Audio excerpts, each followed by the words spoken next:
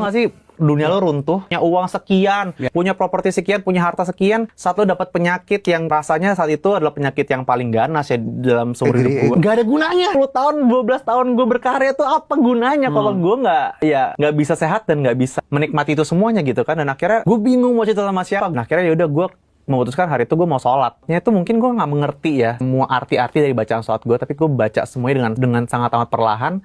Dan di tengah-tengah sholat itu gue nangis sendirian di kamar hotel gue, nangis.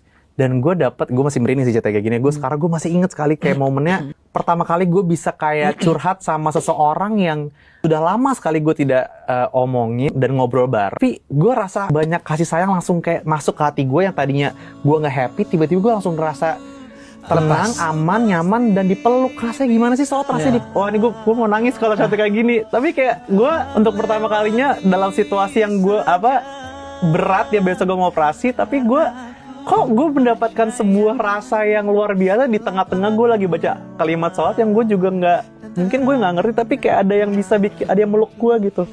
Sampai hari ini ya gue sangat amat bersyukur malahan dikasih penyakit dan dikasih momen itu, karena kalau enggak kayaknya gue nggak punya koneksi itu. Dan sampai sekarang alhamdulillah gue ngerasa cukup gitu. Ya kekurangan gue, semua penyakit gue segala macam, tapi gue nggak pernah melihat ini sebagai sesuatu ujian lagi gitu. Ini adalah sebuah karunia gitu yang Tuhan kasih ke gue. Dan akhirnya dari saat itu gue ngerasa sholat itu, dari hari itu gue sholat itu bukan karena gue kewajiban, tapi kayak sebagai tanda gue bersyukur. Karena kalau gue nggak sholat rasanya gue nggak bersyukur gitu. Jadi gue malu sama diri gue sendiri.